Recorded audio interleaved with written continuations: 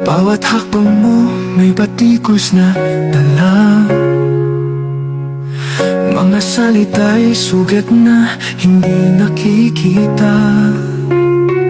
Ginawa ang lahat para sa iisang bayan. Ngunit kapalit ay pamumutya't paghamak lang. Ngunit sa dilim ay may tinig na maririnig. Magandang umaga po. Sorry po, guguluhin po namin kayo ng konti habang kayo nagsha-shopping dito.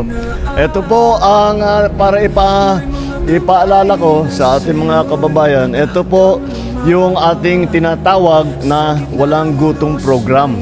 Ang bago rito po ay hindi lamang natin iniintindi yung ating yung food supply, ika nga, yung kakulangan ng pagkain. Ngunit bukod pa ron, titiyakin namin na may sapat na pagkain at bukod pa ron ay titiyakin natin na tama po ang kinakain po ninyo para balansyado po ang tinatawag na balanced diet. Meron tayong mga bigas, mais, para naman meron tayong sinusunog, meron tayong protein na tinatawag, isda, at karne, at siyempre gulay, para naman maging healthy, para kompleto po ang diet ninyo. Hindi na po maaari na isang bandehadong kanin tapos isang pirasong sardinas. Hindi na po pwede yun. Kaya ito po ang ating programa. Ay patuloy po natin at ating ginagawa. Ito ay nasa walang gutom program. Dahil po, kung maalala ninyo, nung bago akong upo, tinanong sa akin, ano ang pangarap ko sa aking termino bilang presidente? Ay ang sagot ko, sana naman magawa natin na pag-alis ko bilang Pangulo ay wala nang gutom na Pilipino. Kaya po may mga programa tayong ganito. Sa programang ito, magkasama po ang food assistance, yung pagbigay po ng mura na pagkain, nutrition education, na nakakaunawa kung ano ang mga kailangan na kainin na iba't ibang klaseng pagkain para maging malakas po ang ating katawan, matibay po ang ating kalusugan. At ngunit dito sa walang gutom program, ang bawat pamilya ay may credit, nakakatanggap halos na 3,000 piso. At ito'y food credit na nandyan po sa inyong EBT card. Ginagawa po natin pinakamadali para nandun lahat. Imbis na dati, nagsimula ito, meron pa tayong counting notebook eh. May notebook tayo na gano'n. Ngayon, high-tech na po tayo ngayon. Kaya meron na lang kayong card at susunod ay yung tinignan namin na sistema na imbis na kailangan pa magrehistro at imbis na maglagay doon sa parang booklet, ay dyan na lang po sa computer, kayang-kaya po. Ay tuturuan po kayo namin kung paano gawin. Napakasimple lang po. Hindi po kayo dapat magulat. Kayang-kaya po ninyo magawa yan. Kaya bukod pa dyan, kinukonekta na rin po natin na para hindi na yung pagbayad, pwede na ninyo i-konekta sa GCash. Yung pambayad. Para lahat ginagawa sa telepono o sa computer para mas madali. Bumaba na po, dahil dito sa programang ito, bumaba na po ang hunger rate, ang mga gutom sa household beneficiary. Lahat po sa beneficiaryo natin, bumaba na po ang gutom. Dati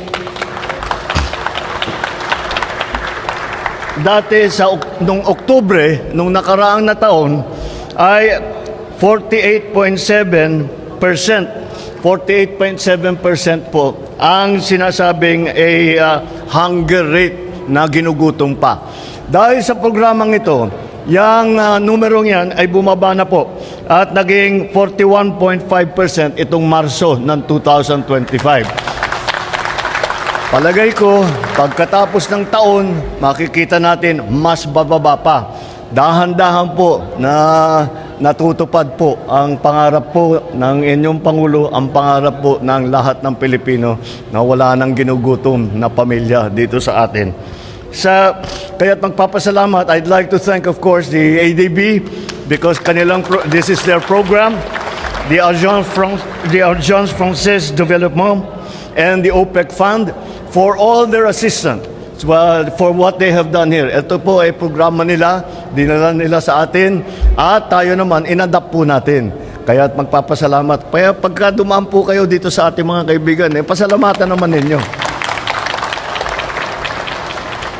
Sa tulong ninyo, ay layunin na dadami po ng sa ngayon ay 600 dadami na sa 2026 sa susunod na taon, dadami na sa 600,000 ang magiging benepisyaryo ng Walang Gutom program. At siguro pagdating ng 2027, paaabutin na po natin ng 750,000 na pamilya. Kaya maaabot na natin dahil po ang hangarin namin ay umabot sa yung 1 million. Yung pinakamahirap na 1 million na pamilya. Dahan-dahan po, dahil siyempre ginagawa pa rin po natin yung sistema, dahan-dahan po, maaabot na natin lahat ng poorest, pinakamahirap na 1 million na pamilya ay makukubera na nitong ating programa. Kaya patuloy natin, maganda naman ang naging resulta. Kaya patuloy natin ang ating pagbigay ng tulong sa ating mga kababayan na nangangailangan ng tulong at kami po ay tuloy-tuloy na ginagawa kumukuha po kami ng impormasyon para malaman namin wala naman po na dapat kasama sa programa na hindi makita. Kaya inaayos po natin lahat ng impormasyon para wala naman sa ating mga kababayan ng kailangan ng tulong na hindi natin natutulungan. Kaya titiyakin po natin na lahat ng ating kababayan na nangangailangan ay maisama sa programa. Meron din po tayo para na isasamantala ko na po itong pagkita natin. Sasabihin at meron po tayo mga iba't ibang programa para sa feeding, para sa pagpakain. Meron po, baka hindi nyo po alam, meron tayong programa na tinatawag First 1,000 Days. And the first 1,000 days, ang pagbilang niyan, it starts from conception. Nagsisimula yung 1,000 days sa pagka nabuntis na ang nanay. So, buntis pa lang, nandyan na ang programang ito. Ito, mga buntis at ang kanilang anak, may edad na 0 hanggang 2 taon, ay kasama sa 4Ps, makakatanggap ng 350 piso kada buwan para suportahan ang nutrisyon ng kalusugan ng ating mga anak, mga bata. Dahil po, yun ang nagiging parang yung tinatawag na stunting, hindi po lumalaki yung ating mga anak dahil kulang sa kain. At kung minsan masyadong madalas magkasakit dahil po yung ganun din, hindi po nakakakain ng magandang na dekalidad na pagkain at saka hindi balansyado ang kain nila. Kaya meron din po tayong supplemental feeding program. Ito naman, binibigyan natin ng pagkain at gatas ang mga batang naka-enroll sa mga Child Development Center. Kung saan po tayo nag-aalaga ng mga maliliit na bata, ay meron ding feeding program yan. Pagka pumasok naman sa eskwelahan at kulang ang pagkain ng estudyante, meron din po tayo ang DepEd po, meron ding feeding program po sa kanila. Dahil isa sa pinakamalaking dahilan kung bakit hindi makapag-aral na mabuti ang mga bata ay dahil may sakit. Napakasimple lang. Kaya may sakit dahil mahinang kain, hindi maganda yung kinakain. Kaya tinitiyak natin na ang mga estudyante natin ay nabibigyan ng sapat na pagkain para makapag-aral naman sila na mabuti, makapag-training sila na mabuti, at maging matagumpay naman sila sa kanilang gawain. Ito ay magbibigay, ito ay para sa mga tinatawag na malnourished, yung kulang talaga sa pagkain. Ito yung programa para doon sa mga estudyante naman.